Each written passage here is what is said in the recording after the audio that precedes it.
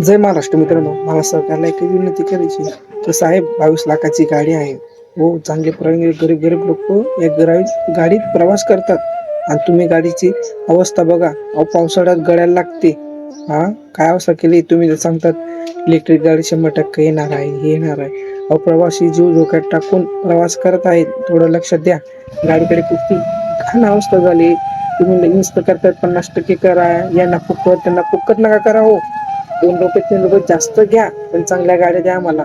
हा, थोड्या गाडीमध्ये प्रवास करतो जीव धोक्यात घालून. तो ड्रायव्हर कसा तरी चालवतो गाडी, चालत आणि चालवत आहेत, काहीच बघत नाही. प्रवाशांचा जीव धोक्यात खूप आहे मित्रांनो. हे थोडं सरकारला समजायला पाहिजे.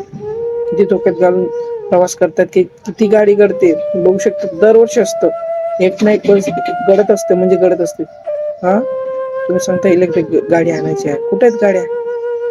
नाही, बघून घ्या तुम्ही अवस्था कशी झाली. सगळी महाराष्ट्र महामंडळाची पूर्ण खराब अवस्था झाली.